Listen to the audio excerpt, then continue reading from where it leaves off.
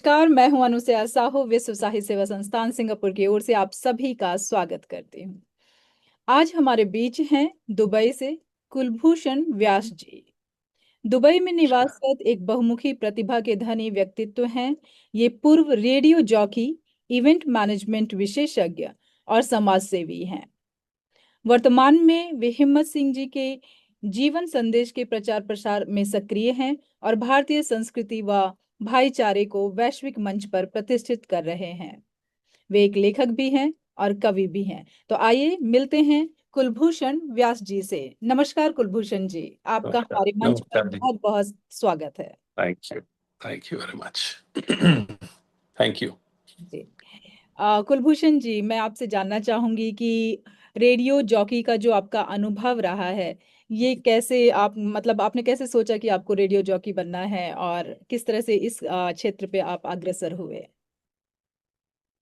आपने तो बहुत पुरानी बातें याद दिला दी मुझे, क्योंकि रेडियो में ज्वाइन करने के लिए 10वीं पास कम से कम होना चाहिए आदमी को। तो 10वीं पास करते ही मैं रेडियो से जुड़ गया था। क्या बात है। और उस वक्त आकाशवाणी जोधपुर में युवाणी में इंटरव्यूज भी लेता था, और और भी डिफरेंट डिफरेंट प्रोग्राम्स करता था। और एक नवतरंग प्रोग्राम आता है गानों पे बेस्ड, वो भी मैंने किया। हम्म। तो रेडियो आप यूं कह सकते हैं मेरे लाइफ में रचा बसा है। बहुत। और 10वीं करते ही मैंने इसे ज्वाइन किया। हम्म। और बहुत सालों तक, बहुत बहुत सालों तक मैंने किया इसे। रेडियो जॉकी बनने का सपना अ, तो मेरा था ही, लेकिन 1992 में एफएम शुरू हुआ। हम्म। इंडिया में एफएम शुरू हुआ। जी जी। हम्म। और पहले 6 आरजेस में मेरा नाम भी सिलेक्ट हुआ। क्या। तो फिर बस रेडियो करना शुरू कर दिया। हम्म। उससे पहले मैं टोरंटो रेडियो पे काम करता था, और वहाँ पे भी मैं जैसे छाया गीत आता है ना प्रोग्राम, हम्म। वैसे उस तरह से पहले गाने आते थे, फिर गानों के पहले कोई कमेंट्री होती थी। तो हम्म। इस तरह से करके 1 घंटे का वो प्रोग्राम होता था, जो मैंने करीब 2.5 साल तक किया। जी। तो वो मेरे ख्याल से अ, 12 बजे के पहले तक आता था, 11 से 12 बजे तक दोपहर में। हाँ, दोपहर में नहीं आता था, वो रात में आता था। अच्छा। रात को 11 से 12 आता था इंडिया में तो। हम्म। लेकिन वो टोरंटो में कब आता था ये तो मुझे नहीं पता, क्योंकि मैं दिल्ली से बैठा रिकॉर्ड करता था उन उन प्रोग्राम्स को, हम्म। और फिर टोरंटो भेजता था। जी। तो मेरे ख्याल से वो प्रोग्राम जो है वो 11 से 12 रात में ही आता था अच्छा। टोरंटो में। हम्म। तो वो 2 साल 2.5 साल मैंने किया। उसके बाद 1992 में एफएम शुरू हुआ इंडिया में, और 4 मेट्रो स्टेशंस पे शुरू हुआ, दिल्ली, बॉम्बे, मद्रास, कलकत्ता। हम्म। तो उसमें से अब दिल्ली का ही नाम दिल्ली रहा है, लेकिन मद्रास का चेन्नई हो गया, और कलकत्ता का कोलकाता हो गया, और लाइक बॉम्बे का मुंबई हो गया। तो जी। उस वक्त हमने एफएम जब शुरू हुआ था, तो हम्म। 6 पहले 6 आरजेज में मेरा नाम भी था। तो बहुत ही मन लगा के मैंने काम किया, और बहुत ही अच्छा काम किया। और फिर मैं सन 2000 में शारजा आ गया। तो शारजा भी रेडियो जॉकी बन के आया। हम्म। और यहाँ हम एफएम था, तो उसमें भी एफएम में रेडियो जॉकी बन के आया। अच्छा। और इस तरह से करते हुए 17 साल मुझे हुए रेडियो जॉकी के रूप में। बहुत। तो बहुत अच्छा सफर रहा। जी। और ये काम बहुत ही इंटरेस्टिंग वाला है, मतलब बहुत सारे लोगों से जुड़ना। और एक रेडियो ही पहले माध्यम हुआ करता था कि लोग बहुत ध्यान से सुना करते थे रेडियो को। और हाँ। लोग बड़े अटेंटिव रहते थे, उनके गाने भी बड़े प्यारे आते थे। क्योंकि मुझे भी याद है कि मेरा स्कूल जो है, मैं जब प्राइमरी स्कूल में पढ़ा करती थी, तो 12 बजे जी। तक एक प्रोग्राम आता था गाने का, और तब मुझे पता चलता था नहीं अब मुझे स्कूल के लिए तैयार होना है, जो दोपहर का स्कूल होता था 12:30 से। तो वो बताता था कहीं ना कहीं। और संडे को तो हम लोग दिन भर सुनते थे, क्योंकि उसमें कुछ कार्टून वाले प्रोग्राम भी आ रहे हैं और कुछ गाने वाले भी आ रहे हैं, कुछ कहानी वाले प्रोग्राम भी आते थे रेडियो में ही। हाँ, कहानियां भी आती थी। और चाचा लेकिन चौधरी। मैंने जब एफएम जब शुरू किया, तब तक रेडियो का थोड़ा सा डाउनफॉल आ गया था, हम्म। क्योंकि एएम चलता था उस उन दिनों में। तो हाँ एएम जो है वो बारिश हुई तो कड़ कड़ कड़ कड़ कड़ हाँ ऐसी आवाज आती थी साइड में। हाँ। एफएम तो पहले शुरू हुआ, नया रूप आया। हम्म मतलब आप ये कह सकते हैं कि सुनने वालों को ये लगा कि अरे ये तो एफएम है। एफएम कोई डिफरेंट रेडियो है, और वो बहुत ही क्रिस्टल क्लियर आवाज होती थी उसकी। और बारिश हो या कोई भी मौसम हो, तो वो बहुत बहुत क्लियर, बहुत क्रिस्टल क्लियर आवाज आपको सुनाई देती थी। और उस वक्त सीडीज भी चलती थी, उस वक्त सीडीज भी थी, तो रिकॉर्ड नहीं थे वो जो लाइक एलपी और ईपी जो होते हैं, हम्म लॉन्ग प्लेइंग रिकॉर्ड और स्मॉल प्लेइंग रिकॉर्ड, वो नहीं थे उस वक्त तक। उस वक्त सीडीज आ गई थी। हम्म। तो सीडीज के साथ प्रोग्राम करना, मतलब it was a new and latest experience at that time. तो बहुत एंजॉय किया। MTV GTV, जब टीवी बहुत ज्यादा चैनल्स हो गए टीवी में, तो फिर ये रेडियो का क्रेज थोड़ा सा डाउन हुआ था। अदरवाइज हाँ रेडियो में हाँ बहुत सुना जाता था जब दूरदर्शन चला हाँ। जाता था उस समय। Yes yes. और देखिए, आप आज की तारीख में भी दुबई में 7 एफएम रेडियो स्टेशन हैं हिंदी के। क्या बात है। बहुत। 7 एफएम रेडियो स्टेशन हिंदी के। हाँ हाँ हाँ। और चलते हैं सब। जी जी जी सब बहुत अच्छी बहुत ज्यादा सुनने वाले कमाते हैं वो। काफी ज्यादा हैं, और वह एक, हाँ, सुनने वाले ज्यादा है। हाँ, कमाने का जरिया है बहुत सारे लोगों का जो हिंदी भाषी हैं। Yes yes yes yes. बहुत अच्छी बात। सर, तो आज के समय में जब सोशल मीडिया और पॉडकास्ट का दौर है, तो आपको लगता है कि रेडियो का स्वरूप किस दिशा में जा रहा है? देखिए, रेडियो ऐसा है कि जब शुरू हुआ था तब मोनोलॉग हुआ करता था। हम्म मतलब अनाउंसर बोल रहा है और वो सुनने वाले सुन रहे हैं। अ, हमने जिस वक्त एफएम करना शुरू किया, तो वो डायलॉग के रूप में हुआ हम्म कि हम लाइव बात कर सकते हैं किसी से, हम्म। और उनका उनके क्या व्यूज हैं किसी भी विचार पे, सामाजिक विचार पे, या इलेक्शन हो रहे हैं तो इलेक्शन पे क्या विचार है, और गाने पे क्या विचार हैं। तो ये डायलॉग वाला जो है कन्वर्सेशन महकमा शुरू स्टार्ट हुआ, हुआ। जी। कन्वर्सेशन शुरू हुआ। और इस तरह से एक नया रूप रेडियो में आया।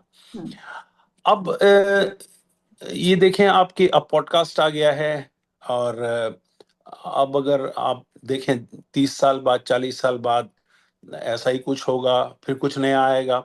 तो ये जरूरी नहीं है कि रेडियो ही बहुत महत्वपूर्ण हो। महत्वपूर्ण है डायलॉग। जी। दो दो लोगों के बीच या 3 लोगों के बीच का डायलॉग जो है वो बहुत जरूरी है।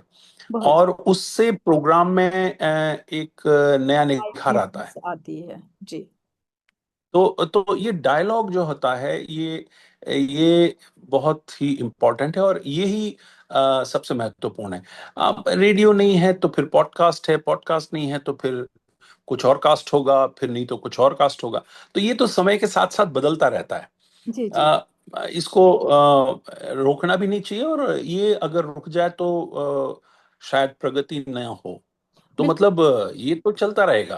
चलता रहेगा, लेकिन एवोल्यूशन के साथ चलता रहता है सर, जो क्योंकि बदलाव तो आते जो ही रहे। डायलॉग है वो महत्वपूर्ण है। महत्वपूर्ण है, क्योंकि चर्चा करना हम्म, जरूरी है। जो चीजें चल रही हैं, चाहे वो पॉलिटिक्स की हो, चाहे किसी भी क्षेत्र की हो, और बातें हम्म, जरूरी हैं, चाहे गानों की हो, चाहे फिल्मों की हो। जब हम फिल्मों के बारे में बात करते हैं, कोई क्रिटिक करता है, कोई समीक्षा करता है, तो वो सारी डायलॉग्स ही हैं जो सुनने में मजा आता है। और चाहे पॉडकास्ट के थ्रू हो, चाहे रेडियो के माध्यम से हो, हाँ। फिर कुछ भी हो, इंसान को ये अभी सही है। आजकल जैसे पॉडकास्ट भी है तो लोग स्पॉटिफाई में डाल देते हैं। और हम्म। गाड़ी में चलते चलते लोग सुन रहे होते हैं। उन्हें देखना जरूरी नहीं है, हाँ, क्योंकि देखने का फोकस कहीं और है, रास्ते में उन्हें देखना है कि भाई हाँ, गाड़ी कैसी चल रही है, लेकिन सुनना, वो सुनने का काम कर रहे हैं। तो इस तरह से चीजें आगे बढ़ती हैं और चीजें होती हैं, लोगों तक पहुंचती हैं। तो माध्यम चाहे कोई भी हो, इंसान सुनना पसंद। माध्यम चाहे कुछ भी। जी।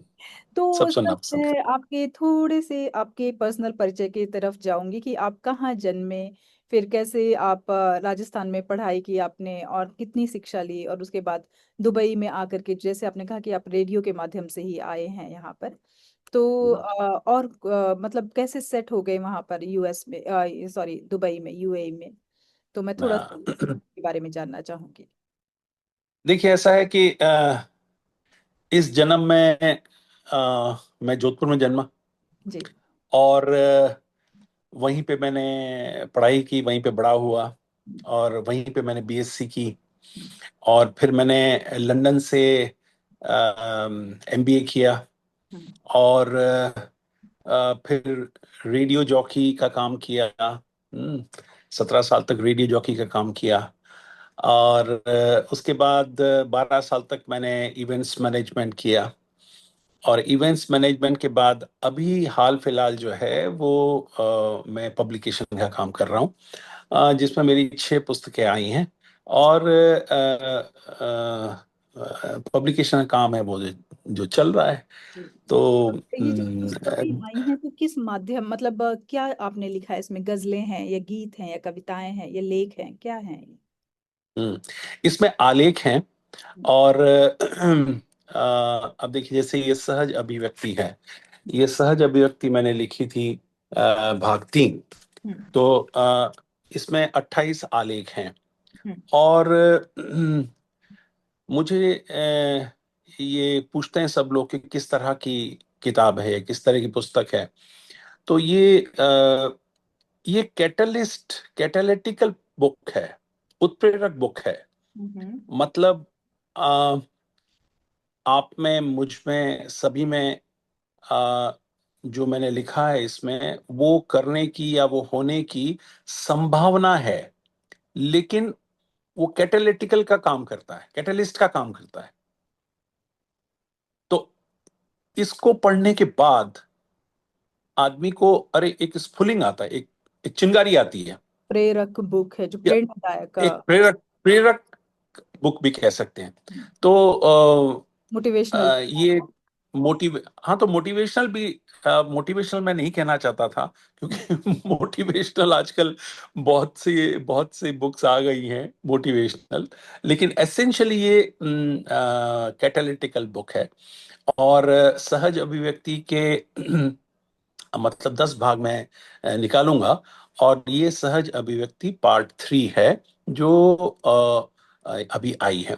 इसके अलावा मैंने एक हाइकू पे भी किताब लिखी थी, क्योंकि हाइकू मुझे बहुत पसंद आया कि 3 पंक्तियों में कविता होती है और 17 अक्षरों में कविता होती है। तो हाइकू पे मैंने बहुत काम किया। और दुबई में मैंने हाइकू का प्रचार प्रसार भी किया। तो हाइकू पे भी एक पुस्तक लिखी थी, हाइकू इंद्रधनुष। एक मेरी और मदर की बुक थी, प्रगति की ओर। वो टीचर थी। तो वो जोधपुर की one of the best schools थी, वो बाल निकेतन जोधपुर। तो वो बाल निकेतन में उन्होंने 27 साल तक वरिष्ठ अध्यापिका का काम किया। तो वो स्कूल कैसे उन्होंने वो स्कूल मतलब कैसे बढ़ी, किस तरह से आगे बढ़ी, ये सब उसमें था। तो ये 6 बुक्स तो जो हैं वो आ गई हैं। लेकिन एक बुक है, सपनों के सुलझे रहस्य, उसको मैं लिख रहा हूँ। सपने हम सबको आते ही हैं। जी जी लेकिन सपने, कुछ सपने हैं वो सच हो जाते हैं, कुछ सपने हैं जो बेतरतीब वार आते हैं, कुछ सपने हैं जो तरतीब से आते हैं। जी जी जी। तो और कुछ हैं जो सपने में आ जाता है, मतलब कि आप मेरे सपने में आके कुछ कह गई, और ये आपको पता है कि आप मेरे सपने में आएंगी। या मेरा गुरु जो है वो सपने में आएगा, ये उसको पता है। तो इस तरह सपने का एक संसार बहुत रोचक है, तो उस पर भी मैं पुस्तक लिख रहा हूँ। ये पुस्तक सहज अभिव्यक्ति। लिखने की प्रेरणा कैसे आपको मिली? क्या आपके साथ कुछ ऐसे सपनों वाले रहस्य आपने खुद अनुभव किए? हाँ, दो सपने तो थे जो मैंने अनुभव किए, हम्म। कि मुझे सही सपने आए थे। वो मैं अभी तो बताना नहीं चाहूंगा क्योंकि उसका जिक्र पुस्तक में है। हम्म। लेकिन मैं सोचता रहता हूँ इन सारी चीजों के बारे में। और सपने जो हैं वो एक अलग संसार है, एक अलग, मतलब अ, क्या कहना चाहिए, हर व्यक्ति ऐसे सपने देखता है। मतलब नींद उसे आती है तो हर व्यक्ति सपने देखता है। जी। लेकिन सपनों का क्या महत्व है, सपने सपने का क्या मतलब है, और सपने किस किस तरह के होते हैं। मैं आपको बताऊं सबसे मजेदार बात, कि 3 नोबेल पुरस्कार सपनों के बेस पे मिले हैं। किसे? आपको? नहीं नहीं, मुझे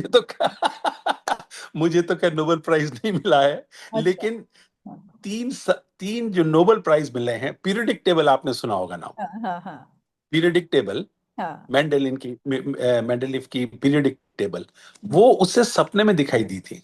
अच्छा। हाँ।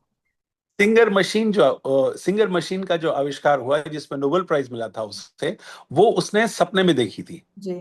और बेंजीन का हम्म। आविष्कार जो हुआ है, कि हम्म। एक रिंग, केमिस्ट्री, अगर आप केमिस्ट्री में पढ़ती हैं तो केमिस्ट्री में बेंजीन की एक रिंग होती है। हम्म। तो इससे पहले रिंग का कोई कॉन्सेप्ट नहीं था। हम्म। तो उसने ये सपना देखा कि एक सांप जो है अपनी पूंछ को मुंह में ले रहा है, हम्म। अपनी पूंछ खा रहा है। हम्म। तो अरे फिर वो सपने के बाद उठा, हम्म। कि अरे, तो ये तो रिंग बन सकती है। तो हम्म। उसने फिर बेंजीन की रिंग बनाई। तो ये तीन, और ये लिखे हुए हैं उनकी ऑटोबायोग्राफी में है। हम्म। ये तीन जो नोबेल प्राइज मिले हैं, ये सपनों के बेस पे मिले हैं। सपनों के बेस पे उन्होंने नया आविष्कार किया है। तो कहीं तो ये, ऐसा है कि सपना एक माध्यम है कि आपको कोई चीज आप ढूंढ रहे हो और यूनिवर्स आपकी मदद कर रहा है उसमें? हाँ, यस, ये बात सही है आपकी। हाँ हाँ। लेकिन मूल बात यह है कि जब मन स्वच्छ होता है, जिस आदमी का मन स्वच्छ होता है, हम्म। जिस आदमी का जितना मन स्वच्छ होता है, हम्म। उतना वो सही सपने देखता है, हम्म। आने वाले कल के सपने देखता है। हम्म। वो सपनों के अंदर सॉल्यूशन देख लेता है। हम्म। तो मन का स्वच्छ होना लाइक बहुत जरूरी है। मन का स्वच्छ होना मतलब मैं ये जानना स्वच्छ चाहती होना, हूँ। हाँ, स्वच्छ होना कि मतलब मन खाली होना? नहीं नहीं नहीं नहीं नहीं, हाँ साफ होना, मन साफ होना। मतलब आपके मन में तो बातें आती रहेंगी, हाँ। लेकिन मन में जो बातें आ रही हैं, जो चीज आ रही है, वो स्वच्छ हो। मतलब शुद्ध होनी चाहिए, मतलब भलाई बुराई ना भलाई की हो। के बारे में किसी के को, बारे हाँ। में सोचें, करुणा के बारे में सोचें, हाँ प्रेम हाँ के बारे में सोचें। तो हाँ। जितना ज्यादा इन चीजों के बारे में सोचेंगे, हम्म। उतना मन स्वच्छ होगा, हम्म। साफ होगा। साफ होगा। ओके। और ऐसा नहीं है कि जितना हम झूठ बोलेंगे, जितना हम और उसकी ईर्ष्या करेंगे, जितना आ, मतलब किसी की जेलसी करेंगे, डेविलिश मतलब फंक्शन में नहीं जाएंगे, तो हम्म, वो फिर वो उनको सपने एक बेतरतीब तरह बार के आते हैं। वो कर देते हैं। कहते हैं ना कि एक एक तार है जिसे वो हिला देते हैं, तो वो कनेक्शन नहीं जुड़ पाता है फिर शायद। हाँ, है ना? ऐसा ही यस, होगा फिर, यस, कि अगर आप यस, ये जो क्या है कि आपके मन के साथ यूनिवर्स का जब कनेक्शन जुड़ेगा तभी तो आदान प्रदान होगा, कि आपके मन में क्या चल रहा है। वो भी जानेगा और वो भी बताएगा, कि वो सॉल्यूशन भेजेगा। कहते हैं कि जब इंसान को कभी कभी जब इंसान यूनिवर्स के साथ जुड़ जाता है और वो कोई भी प्रश्न पूछता है, तो उसका हल और उसका उत्तर यूनिवर्स जरूर देता है। वो किसी भी माध्यम से, शायद आप एक मूवी देख रहे हो, या आप एक किताब पढ़ रहे हो, या आपके ट्रक के पीछे में लिखी हुई कोई दो लाइनें हो, किसी भी माध्यम से वो आपके प्रश्नों का जवाब जरूर देगा, या किसी के मुख से देता आपके है। सामने निकाल दे इस तरह की बात, कि आपको आपके प्रश्नों का हल मिल जाए। तो हम्म, सपना भी ये एक वही माध्यम है। और यूनिवर्स से वही इंसान जुड़ सकता है, जैसे कि आपने बताया, कि जो भला मानुस हो, किसी की बुराई ना करता हो, ना किसी के लिए गलत भावना रखता हो, अपने आप में सीमित हो। हम्म। तो तो ब्रह्मांड जो है, संस्कृत में एक श्लोक है, हम्म यत पिंडे तथा यथा ब्रह्मांडे। हम्म मतलब जो पिंड में है वही ब्रह्मांड में है, और जो ब्रह्मांड में है वही पिंड में है। आप अब 5.5 6 फुट की बॉडी लेकर पैदा हुए हैं, तो आपके भीतर पूरा ब्रह्मांड है, जी, बिल्कुल है। आप अपने आप में एक पूरा और ब्रह्म है। ब्रह्मांड में मैं हूं। हम्म तो ये जुड़ाव कहीं और नहीं है। मतलब ये तो ऐसा है कि उसके ऊपर पर्दा पड़ गया है। हाँ, हाँ, वही मैंने कहा कि कनेक्शन हिल जाता है। कनेक्शन नहीं होता है क्योंकि जो आपने जो कहे कि वो जज हिल जाता है। करना या वो करना, इसकी वजह से वो कनेक्शन हिल जाता है, जुड़ नहीं पाता है, क्योंकि आप भटके जुड़ हुए नहीं रहते पाता। हैं।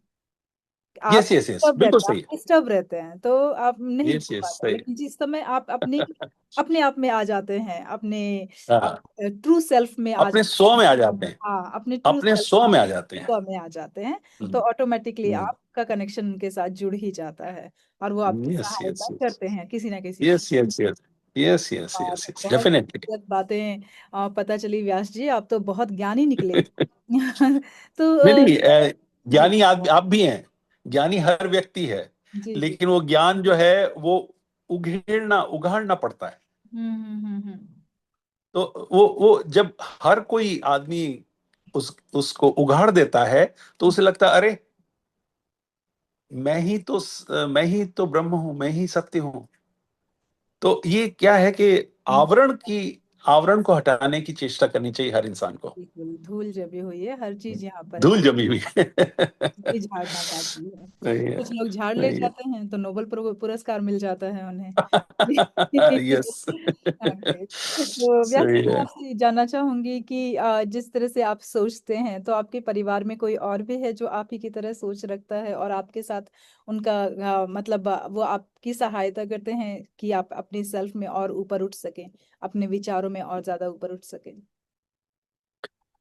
अब देखिए, मैं ब्राह्मण परिवार में पैदा हुआ हम्म और ब्राह्मण परिवार में पला बढ़ा। तो 50% तो आप ये सोचिए कि लाइक बचपन में मेरे फादर, मेरी मदर और मैं एक ही हूँ। मेरे बाद 2 सिस्टर्स हुई थी मेरी, लेकिन वो दोनों की डेथ बहुत जल्दी हो गई। एक की 18 दिनों में हो गई, और एक बॉर्न ही डेड हुई थी। तो उन्होंने बहुत हेल्प की।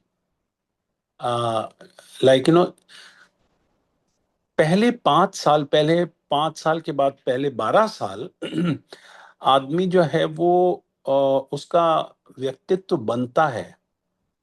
और उस वक्त जो माहौल किसी बच्चे को मिलता है, उस वक्त जो उसको मिलता है बीज की तरह, वो फिर आगे सारी उम्र चलता है। हिम्मत सिंह सिन्हा ने एक बात कही थी कि शिक्षा के 3 उद्देश्य हैं। पहला अक्षर ज्ञान देना, दूसरा उन्होंने कहा कि दूसरा तो अभी एकदम से याद नहीं आया, लेकिन तीसरा स्वाध्याय। तो उन्होंने कहा कि बच्चे में स्वाध्याय पैदा कर दो आप, अच्छा साहित्य पढ़े वो। और ये अच्छा साहित्य घर से ही मिलता है और समाज से ही मिलता है। तो जो लोग हमारे घर आते थे, आ, मेरे फादर के फ्रेंड्स थे, और अ, मेरी मदर स्कूल में टीचर थे, उनके भी फ्रेंड्स आते थे। तो हमारे घर में माहौल जो है वो ऐसा होता था कि चाय तो पी, लेकिन चाय के साथ साथ चर्चा भी हो रही है। खाना भी खाया, लेकिन खाने के साथ साथ चर्चा भी हो रही है।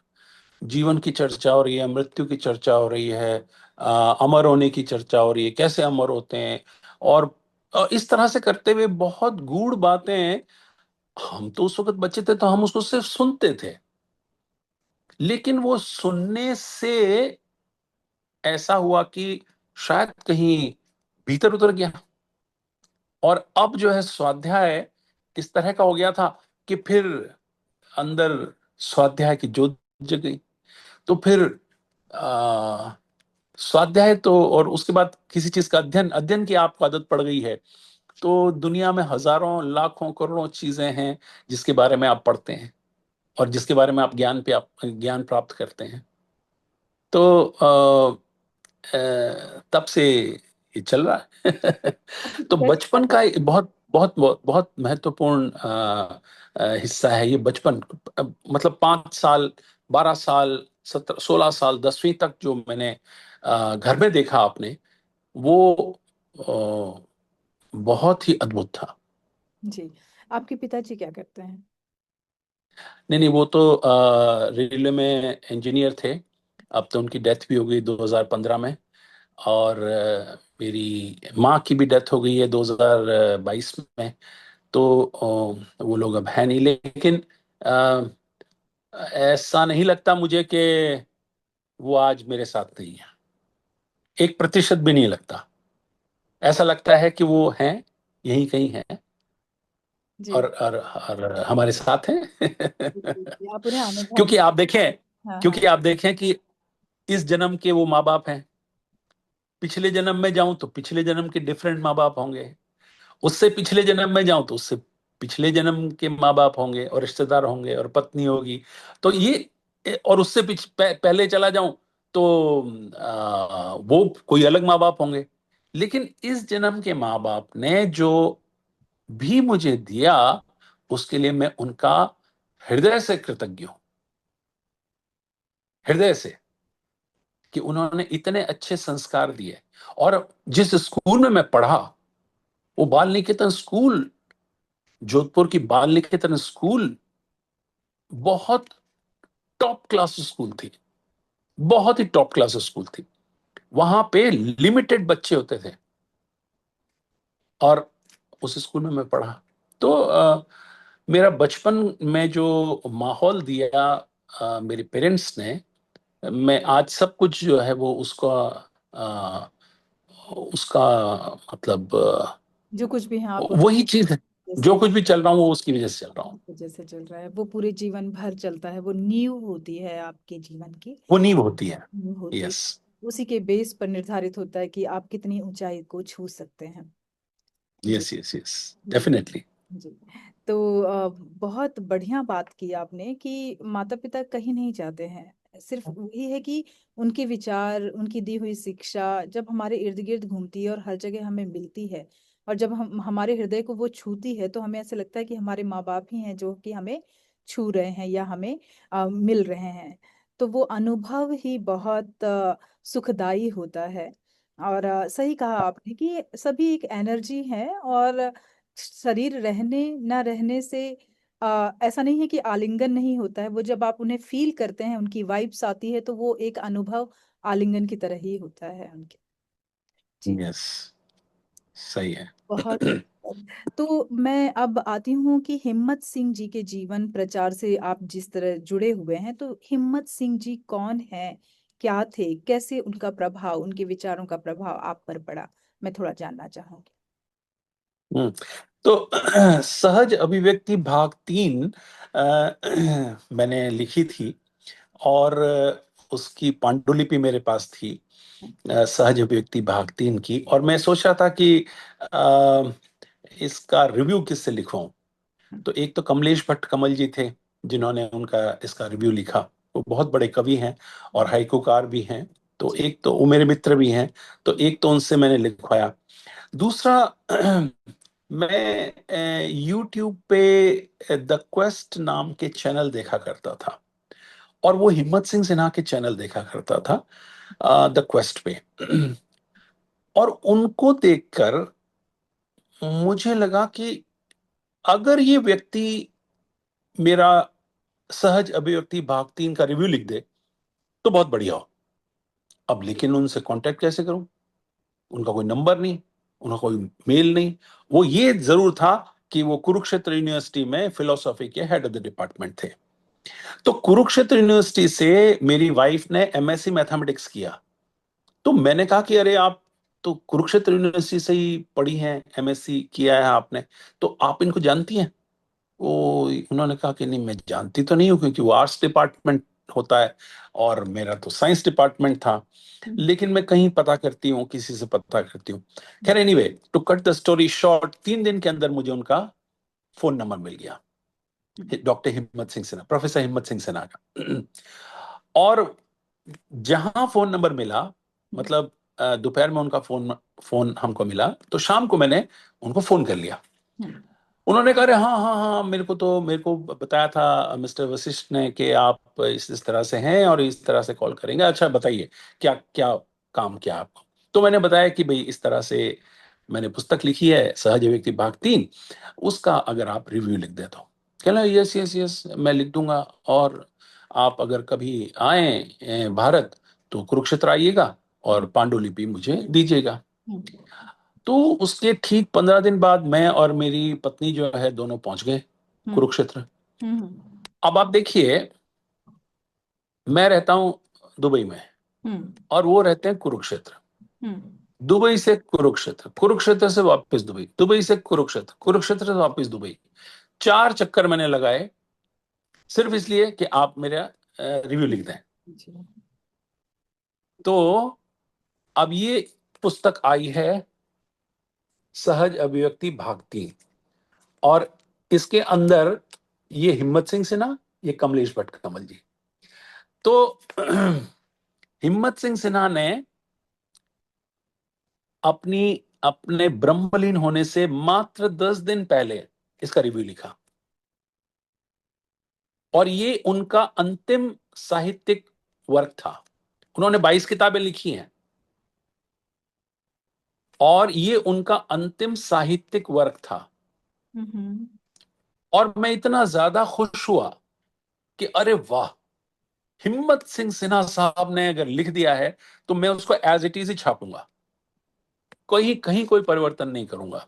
और उन्होंने वाकई इतना अच्छा रिव्यू लिखा है, इतना बढ़िया रिव्यू लिखा है, कि आप भी जब पढ़ेंगे तो आप सोचेंगे कि अरे वाह, ये ये बहुत ही बढ़िया रिव्यू लिखा है।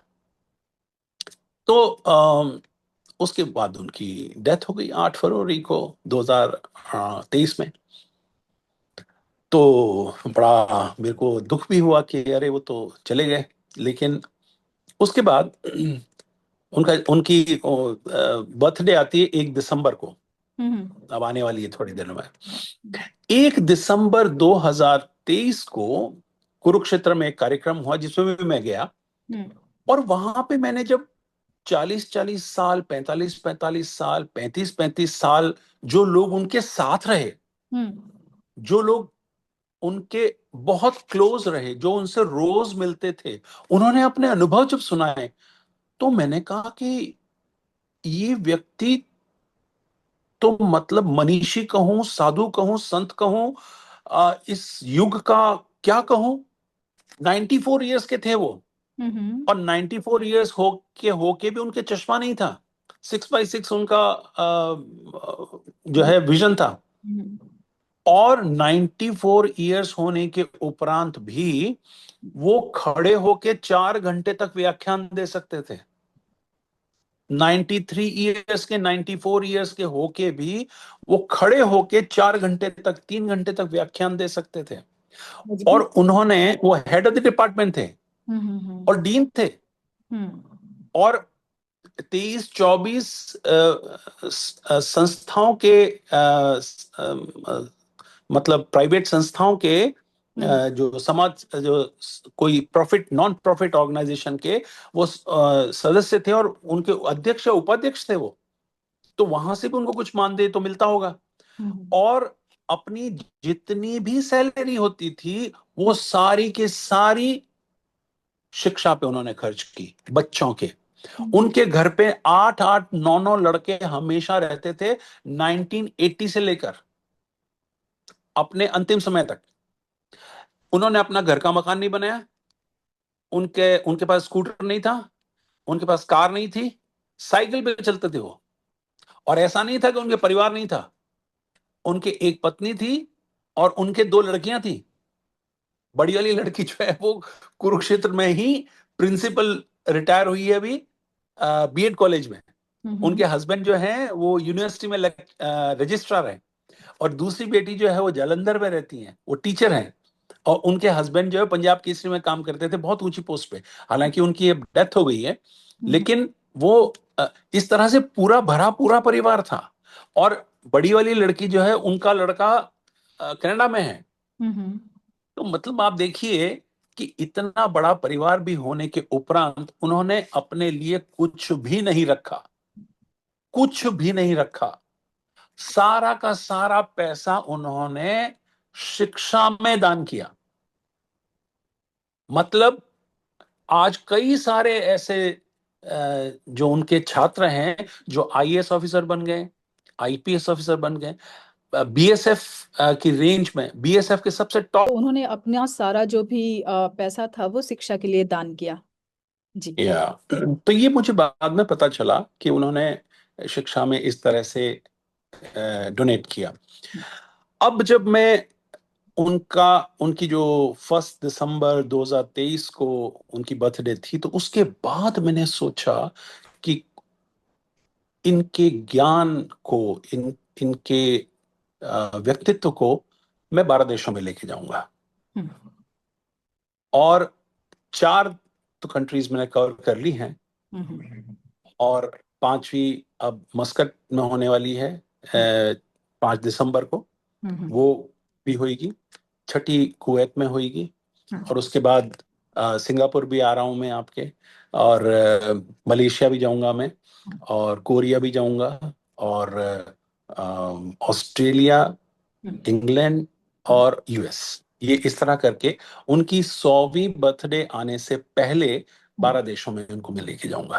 क्या बात। और वो इतना इतना विस्तृत ज्ञान था उनका।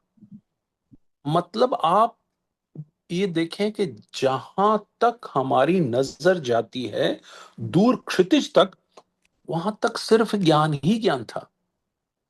और ज्ञान अगर किसी को होता है तो उसका अहंकार भी हो जाता है। लेकिन उनको अहंकार नहीं था, क्योंकि उन्हें अहंकार का ज्ञान था। ज्ञान का अहंकार नहीं था उनको, उनको अहंकार जो था उसका ज्ञान था। इसलिए वो सहज रूप में उतरा हुआ था। ज्ञान उनके हलक से नीचे उतरा हुआ था। ज्ञान उनके आत्मसात हो चुका था। उनका भीतर का दिया कहीं जल चुका था। मतलब आप देखें, सनातन, बुद्धिज्म, जैनिज्म, जरथुस्ट्रिज्म, इस्लाम, क्रिश्चियनिटी, सिखिज्म, मतलब इज्म पे आप कुछ भी बात कर लें, कुछ भी उनसे पूछ लें। Karl Marx, Jung, Freud, Osho के तो वो दोस्त थे। और वो अकेले ऐसे व्यक्ति हैं जो प्रथम प्रधानमंत्री जवाहरलाल नेहरू से लेकर मोदी साहब के साथ तक काम किए हैं। और अब्दुल कलाम साहब ने एक बार, जब वो प्रेसिडेंट थे, तो एक बार उनसे पूछा था हम्म। सरकार से हम्म। कि कोई है जो मुझे गीता को समझा दे। हम्म। तो उन्होंने, वो सरकार हिल गई हम्म। कि प्रेसिडेंट खुद पूछ रहे हैं कि गीता उनको कोई समझा दे। तो हम्म। उन्होंने कुरुक्षेत्र, लोगों, गवर्नमेंट ने कुरुक्षेत्र फोन किया। हम्म। कुरुक्षेत्र ने जो वाइस चांसलर को फोन किया कि हम्म। यार वो हिम्मत सिंह सिन्हा थे ना एक, क्या, हाँ हाँ वो समझा देंगे। तो वो उनकी मुलाकात हुई हिम्मत सिंह सिन्हा साहब से। हम्म। किसकी? प्रेसिडेंट अब्दुल कलाम साहब की, राम जी की। प्रेसिडेंट ऑफ इंडिया की। हम्म। और अब्दुल कलाम साहब ने ये कई बार कहा है, और उसमें से महत्वपूर्ण बात यह है, वो कहते थे कि मैं मूर्धन्य हो गया ऐसे व्यक्ति से मिलकर, जिसने मुझे गीता समझा दी। तो बहुत विशाल और विस्तृत व्यक्तित्व था उनका। जी। आपसे जो बातचीत हुई वो क्या थी, मतलब सिर्फ आपकी पुस्तक के बारे में बातचीत हुई उनकी, या और भी किसी मतलब मैटर नहीं पर बात नहीं, हुई? और भी मैटर्स पे बात हुई। हम्म। क्योंकि पहली बार जब मैं मिला था उनसे, हम्म। तो मुझे लगा कि ये व्यक्ति अलग है, हम्म। ये व्यक्ति डिफरेंट है थोड़ा। और जब मैं दूसरी बार उनसे मिला, हम्म। तो मैंने उनसे बहुत चर्चाएं की। हम्म। ओम पे मैंने उनसे बात की, उनसे मन और हृदय पे बात की, उनसे अतीन्द्रिय पे बात की, और भी इसके अलावा और बहुत सारी बातें की हमने। और वो सारा का सारा वीडियो रिकॉर्डेड है। मैं उसको अभी अभी कहीं पे लगाया नहीं हमने, हम्म। लेकिन और तब मुझे लग गया कि यार ये तो सही आदमी है, जो कि मैंने अपनी पुस्तक के रिव्यू के लिए जिनको चूज किया है, ये बिल्कुल सही आदमी है। और एक बार तो मेरी साली साहिबा का लड़का है, वो उस वक्त छठी में पढ़ता था, हम्म। वो भी मेरे साथ चला, हम्म। और उसने भी 7 सवाल पूछे। हम्म। 7, हम्म। 7। और प्रोफेसर हिम्मत सिंह सिन्हा जी ने, इधर उसका सवाल खत्म नहीं होता और इधर से उनका जवाब चालू, और विद रेफरेंस। इतना बढ़िया उसको लगा कि मतलब वो तो आज की तारीख तक हिम्मत सिंह सेना साहब की बात करता है। जैसे अब तो आपने वो, ओम ओम के बारे में सवाल किया तो उन्होंने क्या जवाब दिया इसका? देखिए, ओम जो है, उन्होंने ये बताया कि ओम ओम हम बोलते हैं तो इससे ओम नहीं आता। ओम तो घटित होता है। ओम तो अ, अंदर उतरता है। और ओम की जो ध्वनि है, वो ओ, इस तरह से आप बोले ओ, और म अपने आप आ जाता है, म। लेकिन ये अनाहट नाद है ये। मतलब कोई दो चीजें जब टकराएं तो उससे उससे आहट होती है। तो ये अनाहट, अनाहत अनहत नाद है ये अपने आप ही आता है। ये घटित होती है। ये आप ओम ओम ओम ऐसे कुछ बोल दें तो उससे उससे तब ठीक ये है। जब ये घटित होती है तो घटित होने के बाद जो तरंगे निकलती हैं वो क्या है? नहीं, वो तो जी, फिर घटित हो गया किसी के साथ, मतलब महसूस हो गया कि घटित हो चुका है, तो अब तो वो जान जाता है कि वो खुद क्या है। उसे स्वयं का ज्ञान हो जाता है। स्वयं का ज्ञान हो जाता है। आप जिसे कहती हैं कि मैं कौन हूं, उस मैं का ज्ञान हो जाता है। मैं कोई पुरुष और या स्त्री नहीं है, मैं का ज्ञान हो जाता है। जी। जी। तो जब जब मैं का ज्ञान हो जाता है पूरा, तब ओम की ध्वनि उतरती है। जी। और उसके बाद जैसे आपने कहा कि मन और हृदय के बारे में आपने प्रश्न किया, तो उसका क्या जवाब दिया? मन और हृदय अगर आप देखें, ये मैंने सहज व्यक्ति भाग 3 में रिव्यू भी लिखा है इसका। हम्म। मन जो है वो दो तरह से काम करता है। हम्म। मन पॉजिटिव भी जा सकता है, मन नेगेटिव भी जा सकता है। मन इंट- अगर हाँ, जो इंटेलेक्चुअल जो कहते हैं कि मतलब कुछ भी तरंगे उड़ रही हैं उसके अंदर से, पॉजिटिव भी हो सकती है, नेगेटिव भी हो सकती है। तो मन जो है वो पॉजिटिव भी हो सकता है, मन जो है नेगेटिव भी हो सकता है। मन को उन्होंने माइंड का, इंग्लिश में माइंड का है। जी। हिंदी और इंग्लिश में ये प्रॉब्लम है कि सही शब्द नहीं मिलते अंग्रेजी में। हम्म। तो हम्म। मन का शब्द उन्होंने माइंड कहा है। हम्म। ओके। हम्म। लेकिन मन जो है वो अगर पॉजिटिव है तो, और दृढ़ है, तो वो हमको बहुत उच्च अवस्था में ले जा सकता है। बहुत ही उच्च अवस्था में ले जा सकता है। और हृदय जो है, हमारे शरीर में लोग समझते हैं कि छाती के पीछे जो धड़कता है वो हृदय है, लेकिन ये हृदय बायोलॉजिकल हृदय है। हम्म। स्पिरिचुअलिटी में हृदय कुछ और होता है। हम्म। क्योंकि मन जो है वो हमारे शरीर में कहाँ पे है? सारे शरीर में है। हम्म। कि अगर कोई कहे कि दूध में मक्खन कहाँ है, तो दूध में तो भाई सारे दूध में मक्खन ही है। उसको एक विशेष प्रक्रिया से उसको बाहर निकाला जाता है। तो हमारा मन तो पूरे शरीर में है, हम्म। उसे एक विशेष प्रक्रिया से घनीभूत किया जाता है, और वो मक्खन निकाला जाता है। लेकिन फिर मक्खन भी नहीं है, मक्खन से भी फिर घी निकाला जाता है। वो हृदय है। हृदय हमारे मस्तिष्क में ऊपर बीच में एक आ, कोई वस्तु नहीं है, कोई वस्तु नहीं है, लेकिन हृदय वहां पे होता है। और हृदय, और वो हृदय आकाश से निरंतर कनेक्टेड रहता है, कॉन्स्टेंटली। और हृदय में भावनाएं आती हैं, मन में विचार आते हैं। और विचार और जो भावनाएं हैं, इनको विवेक से जोड़ा जाता है। अगर आप में विवेक है तो विचार जो आए, विचार तो अपने को आ रहे हैं कि आंखों से, कानों से, सुनने से या स्पर्श से, पांचों इंद्रियों से कुछ न कुछ विचार आते हैं। ये विचार भावना में कन्वर्ट होने के लिए विवेक बीच में, विवेक बीच में होता है। तो विवेक जो होता है वो भावनाओं को आकार देता है, और फिर हमारी स्मृतियां बनती हैं। तो आप ये कहें कि कुछ कुछ देखने से, कुछ सुनने से, कुछ छूने से, कुछ गंध से, या कुछ बोलने से आ, हम कोई एक विचार अपना व्यक्त करते हैं। हम्म। वो व्यक्त किया हुआ विचार जब विवेक के थ्रू होता है, विवेक की वाणी के थ्रू होता है, तो वो हमारा आ,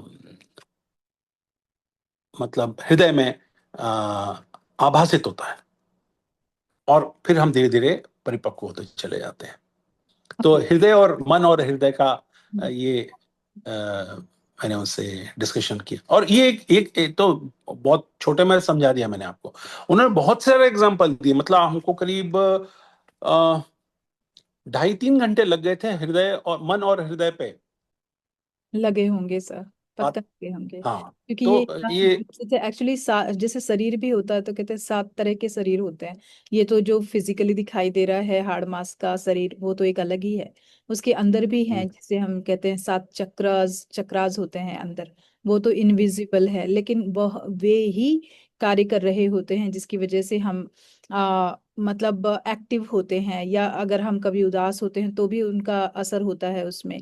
और अगर हम जिस तरह की भी प्रक्रिया कर रहे होते हैं तो हर उसमें अगर इंसान आध्यात्मिक रूप से भी बहुत ज्यादा एक्टिव हो जाता है तो कहीं ना कहीं वो चक्रास मतलब वो अपनी गति से घूम रहे होते हैं और कार्य कर रहे होते हैं आपके शरीर में, जिससे भावनाएं बहुत रिलेट होती हैं, और भावनाओं में उद्गार या उनमें कम होना या आंसू निकलना या रोना, बहुत सारी चीजें जुड़ी हुई होती हैं, सारी भावनाएं उनसे जुड़ी हुई होती हैं।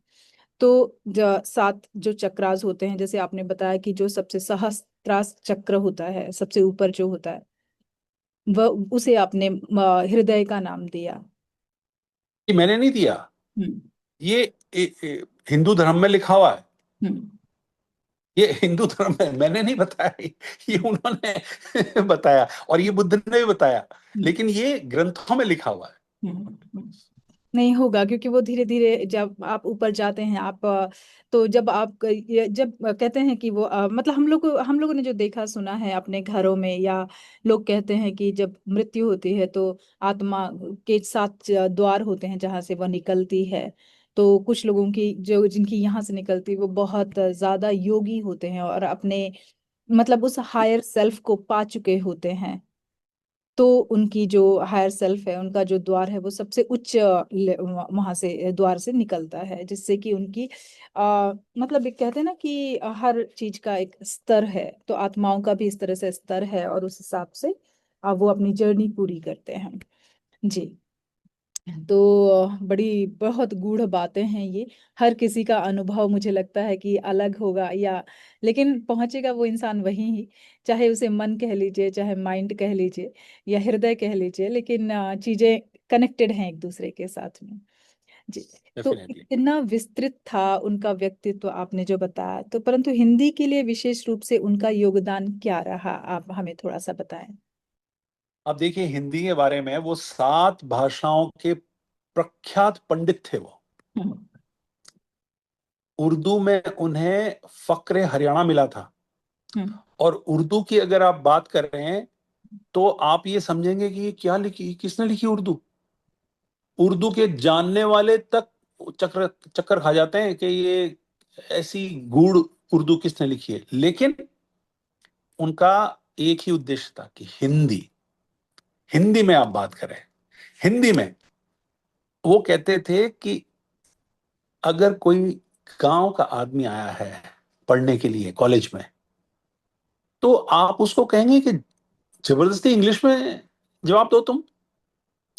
तो कुरुक्षेत्र यूनिवर्सिटी में उन्होंने बार बार ये कहा कि भाई जो स्टूडेंट आया है, जो भी विद्यार्थी यहाँ आया है, उसका जवाब देने के लिए हिंदी मीडियम भी होना चाहिए।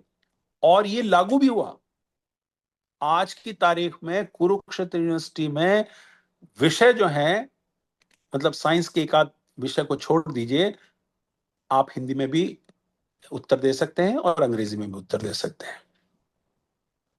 ये बहुत बड़ा अचीवमेंट है। जी। तो ऐसा क्या था उन्हें कि वो क्या क्यों कहते थे ऐसा कि हिंदी मतलब हिंदुस्तान की भाषा हिंदी है और हिंदी में आप बोलिए? वो कहते थे कि कोई गांव से बच्चा आया है, वो तो हम्म। हिंदी जानता है, हम्म। और उसको आप अंग्रेजी पढ़ाना चाहते हैं। उसको उसको उसको कुछ भी ज्ञान नहीं है अंग्रेजी का। हम्म। और अधिकांशतः हम में से जो, मैंने भी हिंदी मीडियम में पढ़ा है, लेकिन वो कहते थे इसलिए क्योंकि गांव से जो आया है लड़का या लड़की, जो भी पढ़ने के लिए आई है, उसको हिंदी में ही जवाब देना चाहिए। ऐसा नहीं है कि हिंदी पहले, संस्कृत थी हिंदी से पहले। हम्म। संस्कृत उससे पहले पता नहीं कोई पाली थी, पाली। कोई अवधि पाली भाषा पाली। थी। हम्म। तो हाँ, तो ये तो समय के साथ साथ चेंज हो जाती है। लेकिन अभी के टाइम में, अभी के समय में उन्होंने कहा कि हिंदी इस देश की भाषा है, हिंदी मातृभाषा है, मातृभाषा है, इवन राष्ट्रभाषा मातृभाषा। होनी चाहिए, क्योंकि हिंदी जो है देवनागरी में लिखी जाने वाली, और पूरे भारत अखंड, इवन अखंड भारत की हम बात नहीं करते, लेकिन जो भारत अभी बचा है हमारा, उसमें हिंदी भाषा को इतना महत्व मिलना चाहिए। और कहीं ना कहीं इस कार्य में बहुत जो भी लोग जुड़े हुए हैं, जिस तरह से हम कहें कि जैसे श्री राम जी को अयोध्या में स्थापित किया गया, वैसे ही कहीं ना कहीं कुछ सोर्स ऐसे लगे हुए हैं जो दैवीय सोर्स हैं, या जो भी कहा जाए, कि वो भी चाह रहे हैं कि हिंदी को उसको अपना स्थान मिले। और जो एक अनुभव जिसे कहा जा सकता है, कि जैसे अभी मैं भी हूं, तो मुझे नहीं पता चला कि मैं कब इस क्षेत्र में आ गई, और एक धुन लगी हुई है। जैसे आपने कहा कि आपको हिम्मत सिंह जी की धुन लगी है कि उनको पद्म भूषण मिलना चाहिए, या उन्हें, उनको लोग जाने, और उनको समझे। तो वैसे पद्म ही, विभूषण, हाँ, पद्म विभूषण। पद्म भूषण नहीं, पद्मश्री, पद्म भूषण, पद्म विभूषण। जी। तो हमने पद्म विभूषण के लिए अप्लाई किया है अभी। अच्छा। तो अब देखें वो गवर्नमेंट देती है या नहीं देती है। जी। नहीं, पक्का देगी अगर आप लगे हैं और कर रहे हैं इसी तरह से। पता नहीं क्यों अंदर से हमें लग रहा है कि हम हिंदी के लिए कार्य करें। हमारा काफी जी बड़ा जी बिल्कुल। ग्रुप है, और ये ऑटोमेटिक एक जिज्ञासा और एक लगन, ये जागी है। पहले नहीं थी, लेकिन ये जागी है। तो कुछ वक्त कह रहा है, कुछ समय, या कुछ ऐसी सोर्स हैं, या कुछ ऐसी शक्तियां हैं जो शायद कार्य कर रही हैं इंसानों के रूप में, और वो चाह रही हैं कि ऐसा हो, क्योंकि यही यथार्थ है, यही होना चाहिए ऐसा। तो चलिए, बिल्कुल सही है। जी हाँ। तो मैं आपसे अब दूसरा सवाल जानना चाहती हूँ कि उनके जीवन संदेश को आम लोगों तक पहुंचाने के लिए आप जो माध्यम इस्तेमाल कर रहे हैं, आपको बहुत बहुत शुभकामनाएं कि आप अपने उन सारे माध्यमों के साथ आप आगे बढ़ें। लेकिन इसके अलावा जब उनको ये पद्म विभूषण मिल जाएगा अगर, तो क्या उनके विचारों को आप हर जगह पहुंचाने कैसे पहुंचाएंगे? क्या उनके सिर्फ वीडियोस हैं, या कुछ किताबें उनके बारे में लिखी जाएंगी? उनके बारे में किताबें अब लिख रहे हैं लोग, हम्म। मेरे कहने पे, और कुछ लोग अपने आप लिख रहे हैं। लेकिन बेसिकली तो उनकी वीडियोस ही हैं हम्म। यूट्यूब पे, द क्वेस्ट के नाम से। और हम्म। द क्वेस्ट पे करीब मेरे ख्याल से 1500 वीडियोस हैं। हम्म। और उन वीडियोस को अगर आप, वो वीडियोस ही हैं जो पूरे विश्व में जा रहे हैं, और पूरे विश्व के हिंदी स्पीकिंग लोग जो हैं वो उन्हें देख रहे हैं। उसके अलावा जो अब मैंने भी 12 देशों की यात्रा करने का सोचा है, और 12 देशों में मैं उनका प्रचार और प्रसार कर रहा हूँ। और वो फेसबुक पे अभी आ रहा है, और इंस्टाग्राम पे भी आएगा, और व्हाट्सएप पे भी जा रहा है। तो इस तरह करते हुए वो पॉपुलर हो रहा है। लाइक हिम्मत सिंह सिन्हा का व्यक्तित्व, अभी तक एक भी ऐसा आदमी मुझे नहीं मिला जो ये कहे कि हाँ मैंने वीडियो देखा था उनका। वो कहते हैं कौन है भाई हिम्मत सिंह सिन्हा, प्रोफेसर हिम्मत सिंह सिन्हा कौन है? तो फिर मैं उनको बताता हूँ कि कौन है। अरे फिर मैं कहता हूँ आप देखिए उनका वीडियो। तो इस तरह करते हुए उनका प्रचार और प्रसार बहुत द्रुत गति से हो रहा है। जी। तो क्या आप मानते हैं कि आज की पीढ़ी के लिए उनके विचार विशेष रूप से प्रासंगिक हैं? यदि हाँ तो कैसे? देखिए वो युग मनीषी थे, और हमारे बीच में ही रहे वो, हमारे बीच में ही पैदा हुए। ये अभी की बात है, हाल 2 साल पहले की बात है। हम्म। उन्होंने ये सारा जीवन जो है हमारे जैसे जो हमने देखा है वही देखा है उन्होंने। हम्म। हम्म। और आ, ये बहुत ही प्रासंगिक है। प्रासंगिक किस लिए है कि आप देखें कि आज जो सबसे बड़ी प्रॉब्लम जो आ रही है वो है एकाकीपन। एकाकीपन आज के जमाने में बहुत ज्यादा वो हो रहा है, और लोग बहुत से वीडियोस भी देखते हैं। वीडियो देखते देखते ऐसा है कि दिमाग कुंद हो जाता है, बहुत अति हो जाती है उसकी। तो ये सब देखते हुए अगर आप बीच में अगर एक आध वीडियो हिम्मत सिंह सेना का देख लें तो आप फ्रेश हो जाते हैं। आपने आपने देखे हिम्मत सिंह सेना के वीडियोस? जी, आपने जो भेजे थे वही देखे। वो तो बहुत छोटे करके, वो उनके ओरिजिनल जो वीडियोस हैं उससे बहुत छोटे करके मैंने भेजे थे। तो आप देखिएगा, हम्म। बहुत ही प्रासंगिक है, बहुत ही मतलब अ, अर्थपूर्ण है और समझने। अर्थपूर्ण, जी। अर्थपूर्ण है। हम्म। मतलब वो जगह देते आप हैं, देखिए आपके किसी भी अंदर की जगह देते हैं। शिक्षा, दर्शन, संस्कृति, धर्म, और रिलीजन में भी इंडियन रिलीजन, वेस्टर्न रिलीजन, और अ, धर्म में भी अलग अलग एस्पेक्ट्स। मतलब अ, सत्य, सत्य को उन्होंने कहा कि सत्य के 3 रूप होते हैं। पहला होता है प्रतिभासिक सत्य, दूसरा होता है व्यवहारिक सत्य, और तीसरा होता है परमार्थिक सत्य। प्रतिभासिक सत्य वो है जो हम सपने में देखते हैं। सपने में जब तक देख रहे हैं तब तो बिल्कुल सच है वो। जब उड़ जाते हैं तो वो लगता है यार सपना था ये तो। लेकिन जब तक सपने में होते हैं तब तक वो हर चीज सच होती है उनकी। दूसरा है व्यवहारिक सत्य, वो है संसार का सत्य। और तीसरा है परमार्थिक सत्य, जब इस नाम और भेद से ऊपर उड़ जाते हैं हम, वो है परमार्थिक सत्य। तो ऐसे सत्य के भी 3 रूप हैं। तो बहुत डीप फिलॉसफी है ये, और बहुत अ, ये आज की तारीख में अगर कोई इनको देखे तो मैं कहता हूं कि वो धन्य हो जाए। जैसे आपने सत्य के बारे में बताया, तो वैसे किसी से मैंने सुना था कि घटनाएं, कहते हैं घटनाएं 3 बार घटती हैं। कोई भी घटना हो वो 3 बार घटती है। सबसे पहले तो आपके मन में घटती है कि आपने विचार किया कि आपको ऐसा करना है। हम्म। फिर वो दूसरी बार आपकी स्ट्रेटजी में घटती है, जब आप उसे हम्म।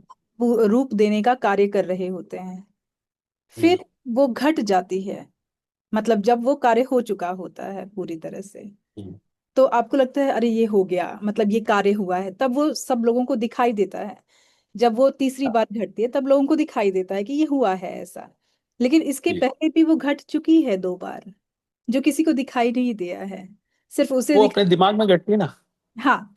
तो वही है कि वो अपने दिमाग में घटती है। हाँ, कि वो जैसे कि आपने बताया कि जो ओम है या जो भी ज्ञान है वो हिम्मत सिंह सिन्हा जी के अंदर घटा, किसी को पता नहीं चला। उन्होंने पहुंचाया जो उनके लिमिटेड, जो सीमित लोग थे वहां तक। लेकिन अब जो घट रहा है, अब वो पूरे विश्व रूप में घट रहा है, उनके विचार, उन ये चीजें। जी तो ये जो तीन चीजों का आपने जिस तरह से बताया, तो ये कहीं ना कहीं मैं इन चीजों को कनेक्ट कर पा रही थी कि ये सत्य है, ऐसा होता है। जी। बिल्कुल बिल्कुल होता है। बिल्कुल। Everything is interrelated. बिल्कुल। Everything is interrelated. बिल्कुल। सर, मैं जैसे अब मैंने जाना कि जैसे एफएम छोड़ने के बाद फिर आपने किताबें लिखना शुरू किया और हिम्मत सिंह जी के बारे में आपने जाना और उन्हें, उनके प्रचार प्रसार में आप लगे। तो इवेंट मैनेजमेंट जो आपके जीवन में आया, तो ये इवेंट मैनेजमेंट की दुनिया में आपके कदम रखने की यात्रा कैसे शुरू हुई? देखिए ऐसा है कि यूएई में मैं रेडियो जॉकी था और उन्होंने मेरा वीजा रिन्यू नहीं किया रेडियो जॉकी के तौर पर। 17 साल हो गए थे मुझे। और उन्होंने कहा भाई अब हम वीजा रिन्यू नहीं करेंगे हम्म। और आपको अपने देश जाना पड़ेगा। हम्म। तो तब मैंने सोचा कि यहाँ अगर रहना है तो कुछ तो करना ही पड़ेगा। तो फिर मैंने इवेंट शुरू किया। तो 12 साल तक फिर इवेंट्स किया। तो रेडियो जॉकी का काम फिर आपने बंद कर दिया? हाँ नहीं नहीं, रेडियो जॉकी मैं करता था लेकिन कंसल्टेंसी करता था। हम्म। कि अगर आप जैसे सपोज कीजिए XYZ टायर है, एक अपोलो टायर जैसे ले लीजिए। उनका एक 15 मिनट का प्रोग्राम करना है। तो उनके प्रोग्राम में कौन से गाने होने चाहिए, उनके प्रोग्राम का क्या वो सिस्टम होना चाहिए। तो इस तरह करते हुए कंसल्टेंसी मैंने शुरू की और कंसल्टेंसी मैंने करीब अब से 6 साल 5 साल पहले तक की है और विभिन्न रेडियो स्टेशंस पे की है।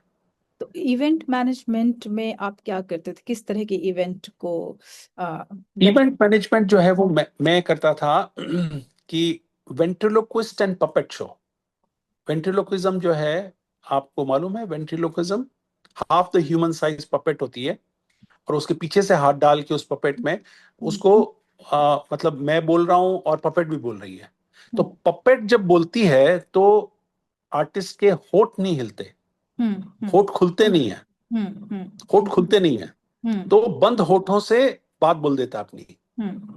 तो तो ये लगता है लोगों को कि ये पपेट ही बोल रही है। हम्म। हम्म। तो खुद वो वो आर्टिस्ट खुद और वो पपेट दोनों बात करते हैं। हम्म। हम्म। ये होता है वेंट्रिलोक्विज्म। हम्म। तो वेंट्रिलोक्विज्म के शोज जो है मैंने स्कूल्स में तकरीबन 350 400 के आसपास किए होंगे। अच्छा, आप करते थे? और मैं सिंगापुर भी आया हुआ हूँ। अच्छा, सिंगापुर सिंगापुर की स्कूलों में भी मैंने किया है। क्या बात है। सर, थोड़ा सा करके दिखाएं, आप कैसे बोलते हैं लोगों को नहीं बता। नहीं, मैं आर्टिस्ट नहीं था। हाँ। आर्टिस्ट तो बॉम्बे से आता था। मैं तो सिर्फ अच्छा। इवेंट ऑर्गेनाइजर था। मैं हाँ, तो सिर्फ इवेंट ऑर्गेनाइजर था।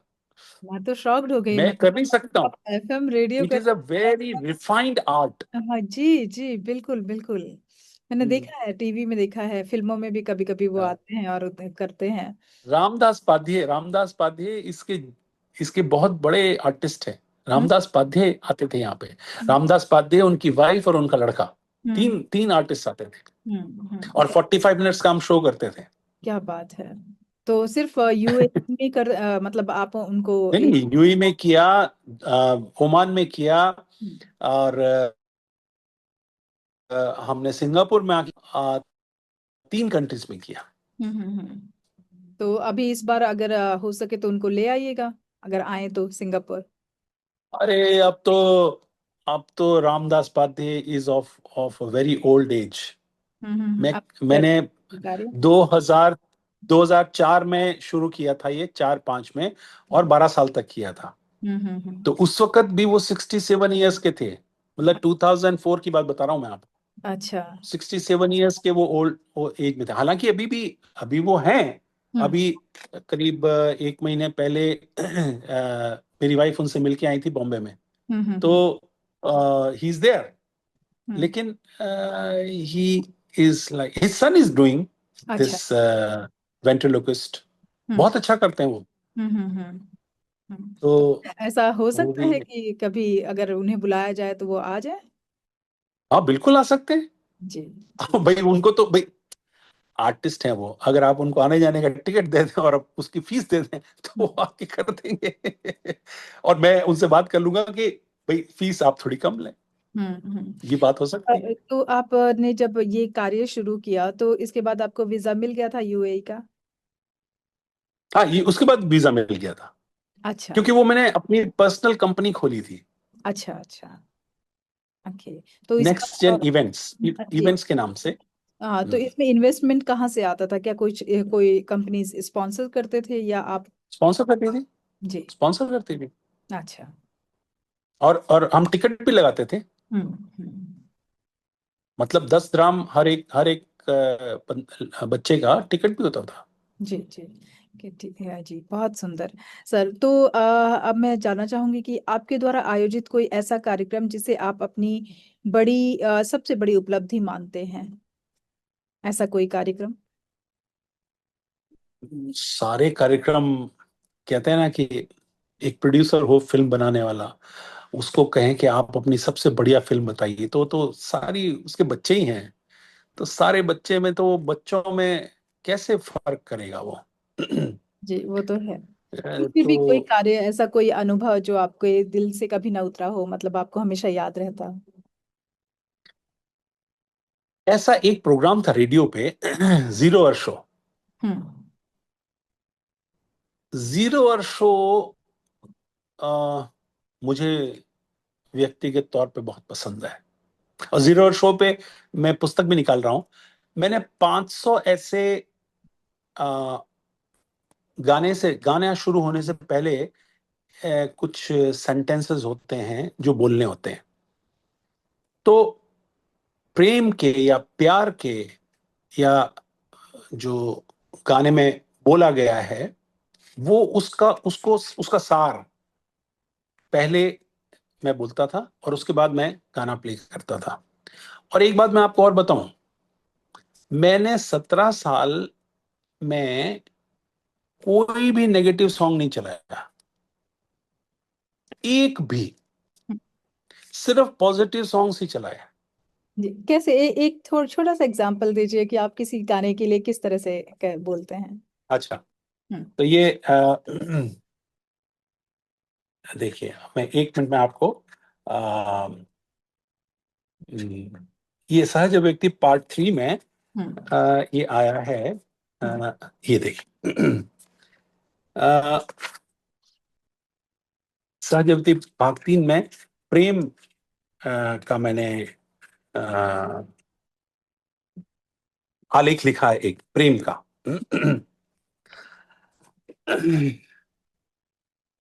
आप सुनिएगा ध्यान से। जी।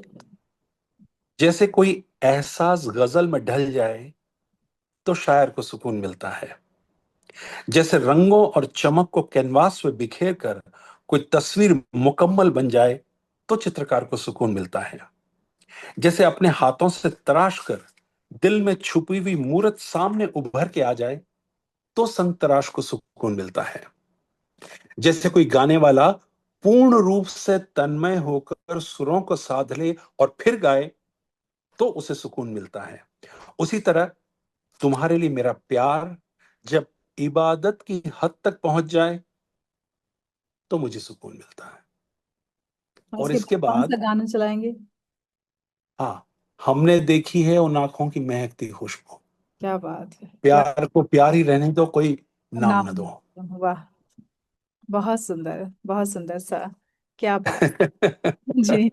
हाँ। तो इस तरह की करते हुए 500 मेरे पास हैं, जो हम्म। मैं बुक के रूप में ला रहा जी। हूँ। बहुत सुंदर, तो बहुत। इसमें 3 जो हैं वो सिर्फ 3 जो हैं वो हम्म। सहज अभिव्यक्ति भाग 3 में मैंने दिए हैं। सांस्कृतिक और सामाजिक मूल्यों को इवेंट्स के जरिए कैसे जीवित रखा जा सकता है सर? देखिए, संस्कृति जो है वो तो बहुत दृढ़ होती है, और भारत की संस्कृति तो बहुत ही दृढ़ है। हम्म। वो बहुत सालों से चल रही है। हम्म, जी। लेकिन सभ्यता जो है हम्म। वो चेंज होती रहती है। हम्म। सभ्यता जो है वो अब जैसे एक एग्जांपल आप लीजिए। हम्म, आज की तारीख में शादी करते हैं लड़का और लड़की, हम्म, अपनी पसंद का करते हैं, अपनी कम्युनिटी का करते हैं या दूसरी कम्युनिटी करते हैं, जो भी करते हैं वो दोनों कर लेते हैं। ये आज की सभ्यता है।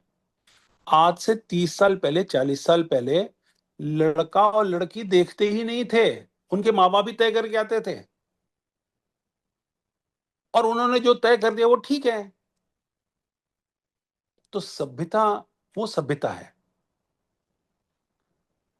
और संस्कृति जो है वो शादी होना संस्कृति है।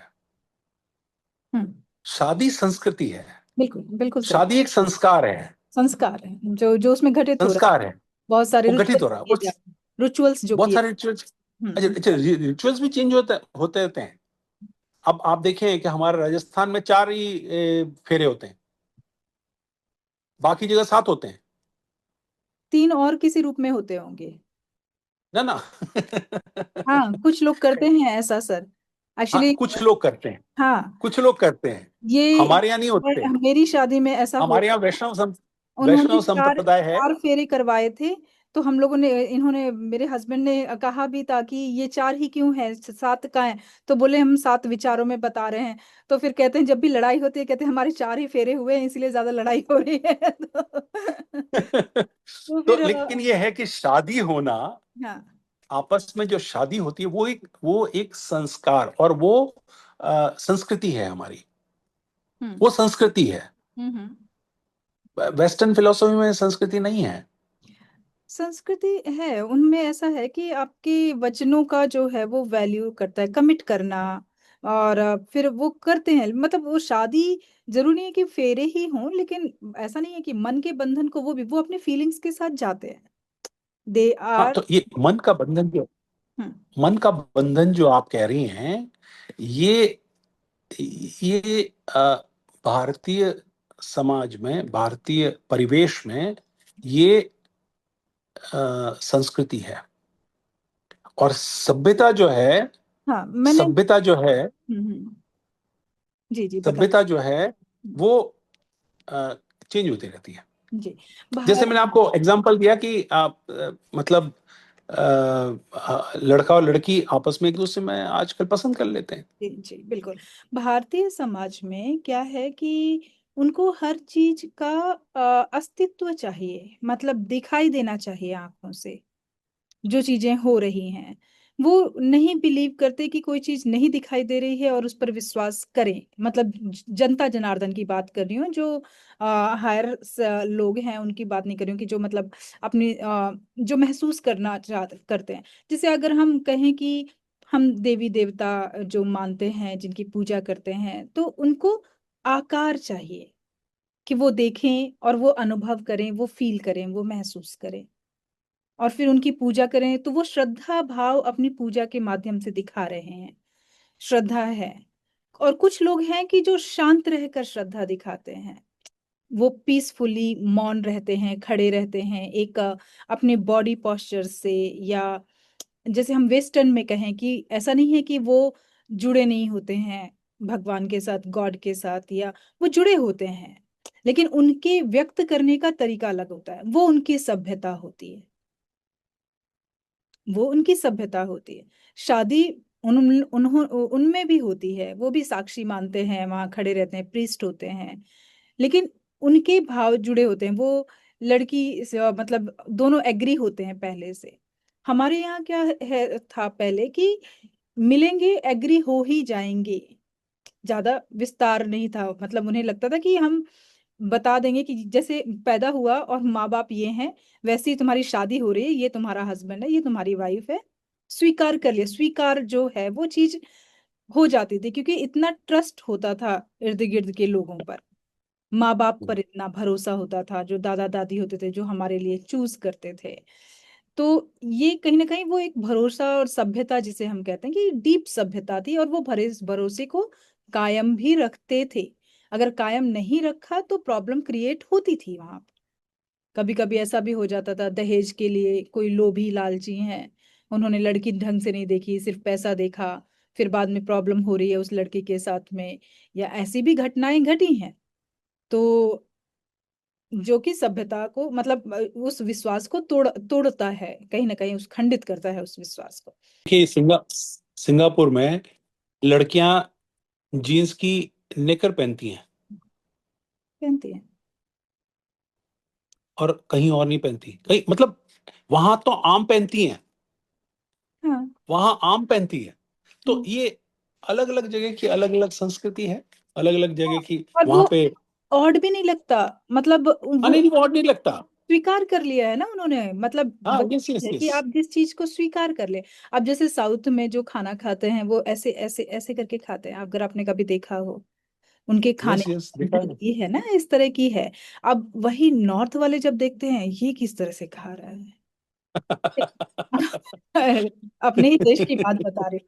अब वही बाहर के लोग जब वो काटा मतलब फोक और स्पून से खाते हैं, तो हम कुछ लोग कहते हैं ये क्या है, पोस्टमार्टम कर रहा है खाने का। तो ये और उनकी, चॉपस्टिक से खाते, जापान के लोग चॉपस्टिक से हाँ खाते हैं। चाइनीज वाले चॉपस्टिक से खाते हैं। तो चॉपस्टिक से खाते अब हैं। ये उनकी संस्कृति में चला आ रहा है तो वो उसे फॉलो करते हैं, तो ये विविधता है और ये खूबसूरत है, बस नहीं देख नहीं, ये तो, ये लगे। बात बात तो खूबसूरत ही है। जी। बात तो खूबसूरत ही है। बात खूबसूरत है कि हर तरह के हर तरह की चीजें हैं आप देख। लोग हैं। जी, बिल्कुल बिल्कुल। सर थोड़ी सी मैं आपसे ये बात जानना चाहूंगी कि आपकी नजर में सफलता की असली परिभाषा क्या है? देखिए, ये तो बहुत ही गूढ़ प्रश्न है। ये बिल्कुल। तो और एक गूढ़ व्यक्ति से पूछा जा रहा है। ये तो, जो सक्सेस है या सफलता है, वो रिलेटिव डेस्टिनेशन नहीं है, वो एब्सोल्यूट डेस्टिनेशन है। जी। मतलब हम्म।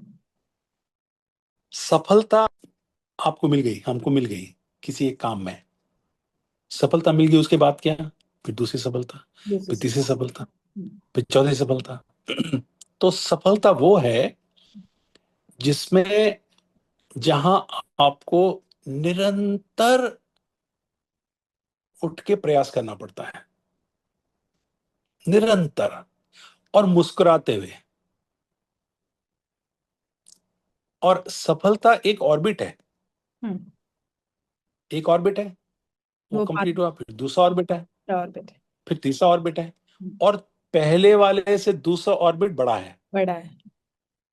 दूसरे से तीसरा बड़ा है। तो और हर व्यक्ति के लिए सफलता, और अलग अलग है मुझे लगता है, हर व्यक्ति हाँ, के लिए यस, के डेफिनेटली, पैरामीटर अलग है डेफिनेटली, सफलता के। डेफिनेटली। हम्म। तो सफलता जो है वो लिमिटेड नहीं है किसी एक, लाइक कहें यहाँ तक, ये हो, ये मिल हाँ गया तो मैं कि बस सफल हो गया, नहीं नहीं ऐसा नहीं ये है। हो गया तो मैं सफल बस हो गया, ऐसा प्रयास है ठीक जी। है। उस वक्त तो आपको लगेगा, लेकिन वो बहुत कम समय के लिए खुशी होती है वो। और इसलिए मैंने कहा कि वो रिलेटिव हैप्पीनेस होती है। हम्म। तो रिलेटिव सक्सेस होती है वो। एब्सोल्यूट सक्सेस वो होती है, अगर आप आध्यात्म में मुझे पूछें, कि कोई ये जान जाए कि मैं कौन हूं, अपने आप को जानना सबसे बड़ी सक्सेस है। अपने आप को अगर कोई जान ले, तो वो सारे संसार को, सारे वर्ल्ड को, सारे कॉस्मोस को, सारे यूनिवर्स को जान लेता है। और भी वो, बहुत चीजें जान लेता है कि खुशी हाँ, होना दुखी होना ये कोई वो नहीं है, मतलब प्रभावकारी नहीं, प्रभाव नहीं पड़ता उस पर। अपमान मान का प्रभाव नहीं पड़ता उस पर, क्योंकि कभी कभी हम उसी पर अटके रहते हैं कि हमें हर जगह सम्मान मिलना चाहिए तो ही हम खुश हैं या हमारा एक व्यक्तित्व है, जबकि ऐसा नहीं है। जब आप जान जाते हैं कई कि बार, आप सही हैं। हाँ। हाँ, बिल्कुल सही है, सही है। तो सक्सेस का मेरे हिसाब से तो ये है कि भाई, अपने आप को जान लेना सबसे बड़ी सक्सेस है। मैं कौन हूं, और मैं किस लिए यहाँ पर ये आया। जिस, और उसमें उसमें ही अपने आप आ जाता है, आ मैं जाता। कौन हूं, यहाँ पे किस लिए आया हूं, और मैं यहाँ से कहाँ जाऊंगा, मैं हम्म। कहाँ से आया हूं। हम्म। वो सब सब समझ जाता है आदमी, कि अगर ये जान ले कि मैं कौन हूं, और मैं स्त्री हूं कि मैं पुरुष हूं कि क्या हूं, ये भी क्लियर हो जाता उसको। तो एनर्जी ये, किसी भी फॉर्म में हो सकती है सर, स्त्री और पुरुष, वो हर समय। हाँ, नहीं नहीं, आपने आपने बिल्कुल सही कहा, एनर्जी किसी भी फॉर्म में हो सकती है। जी हाँ, लेकिन ब्रीड है, मतलब मैं ये कह सकती हूँ शायद कि बीज है, कि ये इंसान का बीज है, ये जानवर का बीज है। जीवन तो एक है ना, हम्म स्त्री हो या पुरुष, जीवन एक है। हम्म जीवन में कोई लिंग नहीं है।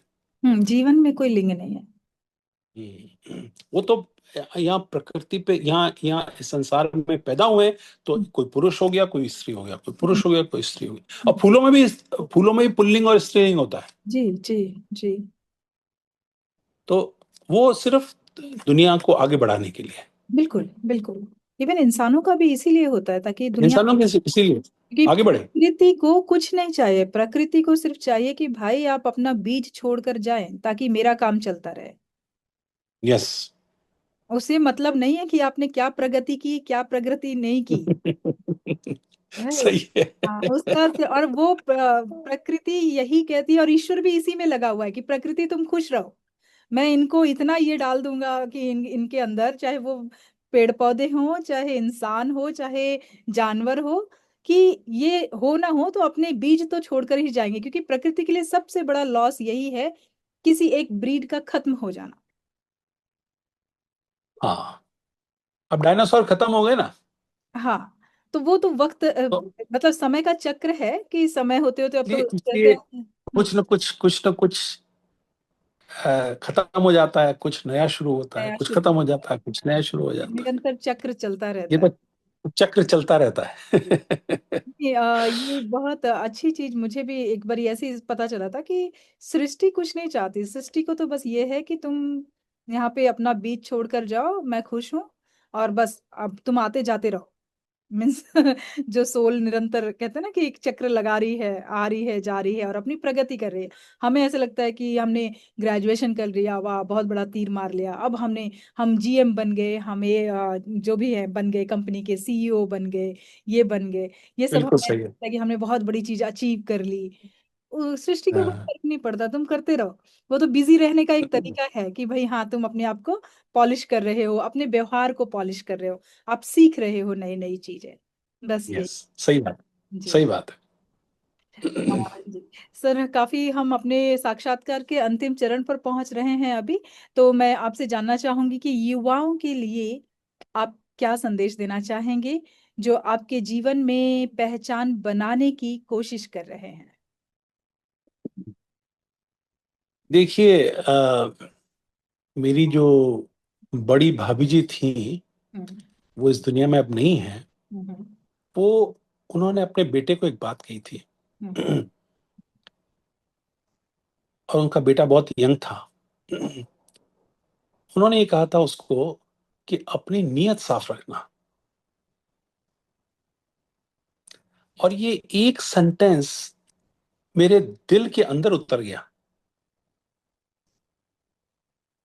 अपनी नीयत साफ रखो। काम कोई भी करो आप, कोई भी काम करो, चाहे मैनेजिंग डायरेक्टर बनो, चाहे कुछ भी बनो, हम्म लेकिन कभी भी अपनी नीयत नीयत पे ध्यान दो। नीयत को साफ रखो।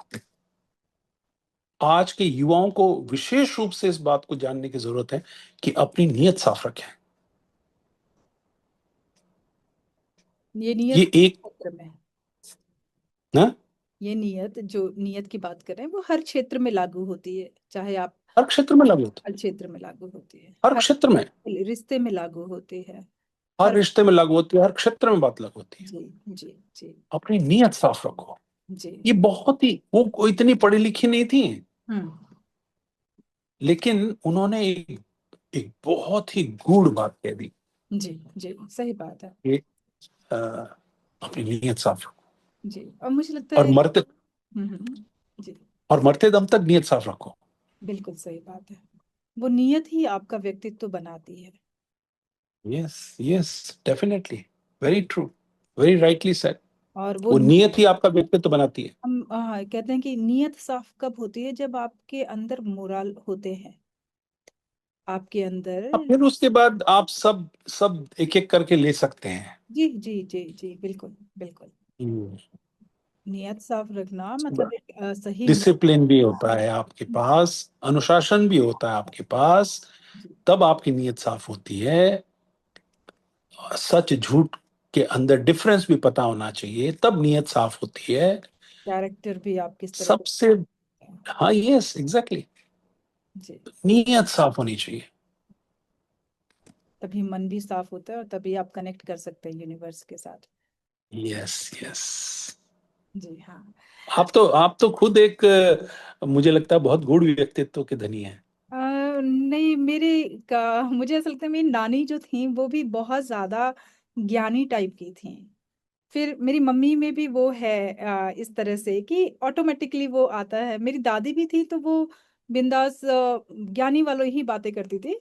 और मेरे अंदर वो है कि मतलब जब आपके पूर्वज इस तरह के होते हैं तो ऑटोमेटिक आप धीरे धीरे पहले तो 30-35 साल तक तो मतलब बचकानी हरकतें करना, हंसी मजाक में रहना, फ्रेंड सर्कल में रहना, ऐसा था। और फिर उसके बाद एक अचानक से शांति सी आ जाती है जीवन के अंदर। मुझे नहीं पता सबके साथ ऐसा होता है या नहीं होता, लेकिन एक पर्टिकुलर एज आने के बाद आप अपने जो पूर्वज होते हैं उन्हीं के व्यवहार में ढलने लगते हैं, समझने लगते हैं उनको कि ये ज्ञान जो भी मिल रहा है आपको, आप जो कनेक्ट हो पा रहे हैं वो कहीं ना कहीं आपको विरासत में मिल रहा है। क्योंकि आप एक बीज से दूसरा बीज वैसा ही निकलता है। शायद ना भी हो ऐसा, वेरी गुड। कभी कभी डूठले बीज भी निकल आते हैं। So, फिलहाल जो भी मैं महसूस कर रही हूँ, मैं जो महसूस कर रही हूँ जब से मतलब खुद को जानना शुरू किया है, तो मुझे ऐसा लगता है कि उनका बहुत बड़ा हाथ है। और जैसे आपने कहा कि आपके माता पिता कहीं नहीं गए हैं, तो मेरे दादा दादी जो हैं उन्होंने मुझे गोद लिया था। क्योंकि उन्हें बेटियां नहीं थी, उन्हें 6 बेटे थे। और मेरे पिताजी सबसे बड़े थे और पहली बेटी मैं पैदा हुई थी। तो अच्छा। मुझे गोद ले लिया था। और मतलब शादी में कन्यादान करना उन्होंने ही किया था। तो वो नहीं है इस दुनिया में, लेकिन मुझे उनकी अनुभूति होती रहती है कि वो मेरे इर्द गिर्द या हैं। वो कभी मेरे, जैसे आपने सपनों की बात कही, तो वो मेरे सपनों में भी आ जाते हैं। और वो बताते हैं कि तुम सही कर रही हो, तुम सही जा रही हो, सही डायरेक्शन है। तो ये यस। जो अनुभव है, तो मुझे कभी ऐसा महसूस नहीं होता कि वो नहीं है। मीन्स वो सिर्फ मैं ही महसूस कर पाती हूँ, और मैं किसी को बताने की कोशिश भी करती हूँ तो लगता है कि नहीं, ज्यादा नहीं बताओ, नहीं तो शायद ये विश्वास नहीं कर पाएंगे, उन्हें लगेगा बस ये ऐसे बातें। तो कुछ चीजें हैं जो मैं ही सिर्फ जानती हूँ और मैं अनुभव करती हूँ। और हो सकेगा तो मैं किताब लिखूंगी। फिलहाल तो मुझे आपसे बात करके बहुत अच्छा लगा, और ऐसे लगा कि कुछ मेरे ही जैसी सोल है जिसके साथ मैं मतलब बात कर रही हूँ। जो आपके अनुभव हैं, जिस तरह से आप जुड़े, आपकी बातें मतलब आपको सुनना ही अपने आप में एक बहुत अच्छी अनुभूति है। आपकी सारी बातें थैंक यू, straight धन्यवाद। दिमाग में जाती हैं। और शायद होता है ऐसा कि मतलब हम समझते हैं, जैसे आपने कहा कि मैं कौन हूँ, इसको जानना, फिर कॉस्मोस को जानना। और जब आप अपनी राह में चलने लगते हैं तो आप उन लोगों से मिलने लगते हैं जो आपके जैसे होते हैं। तो डेफिनेटली, मैं यस। उसी यात्रा में हूँ। तो मोस्टली जितने भी मेरे इंटरव्यू के लिए जो मुझे मिल रहे हैं वो इसी तरह के लोग हैं, जिनका शायद जो मतलब अपनी गति से चल रहे हैं और मैं अपनी गति से चल रही हूँ, लेकिन मैं उनसे मिल रही हूँ, मैं उनसे ज्ञान ले रही हूँ। और ये मेरे लिए एक यस बहुत यस अच्छा यस। अनुभव है। नहीं नहीं, आपका अनुभव बहुत बहुत बढ़िया रहे। बहुत आप धन, मतलब अपने अ, जिस जिस जो भी आपका उद्देश्य है वो आपका उद्देश्य पूरा हो, और आप दिन दूनी रात चौगनी प्रगति करें, और आप मैं को पाएं, ये मैं चाहता हूं आपसे। मैं कुपाय। आप ये जान लें कि मैं कौन हूं, जी आप अपने बारे में। जी। मैं आपको सिंगापुर बुलाऊंगी और हिम्मत सिंह जी के बारे में करेंगे। तो हाँ। ये हम निमित्त यस बनते यस हैं, यस, थैंक यू। करवा कोई और रहा है। फिलहाल इस हाँ, चीज का हमें आनंद लेना चाहिए और हमें खुश रहना चाहिए कि हम निमित्त बन रहे हैं। बिल्कुल बिल्कुल। बिल्कुल बिल्कुल बिल्कुल। कुलभूषण व्यास जी, मुझे आपसे मिलकर, आपसे बातें करके बहुत बहुत बहुत अच्छा लगा। और आप हमारे मंच पर थैंक यू। आए, आपने अपना समय दिया, आपने बहुत सारी बातें हमें बताई। इसके लिए हम आपके हृदय से आभारी हैं और आपको धन्यवाद कहना चाहते thank you Anusuya ji, thank you. हैं। और आशा थैंक यू है वेरी कि मच। भविष्य में हम फेस टू फेस मिलेंगे और आपसे बहुत सारी बातें, चर्चाएं करेंगे। जी बिल्कुल। तो थैंक यू। लिए इतना ही, फिर मिलते हैं कभी। धन्यवाद। शुभ रात्रि।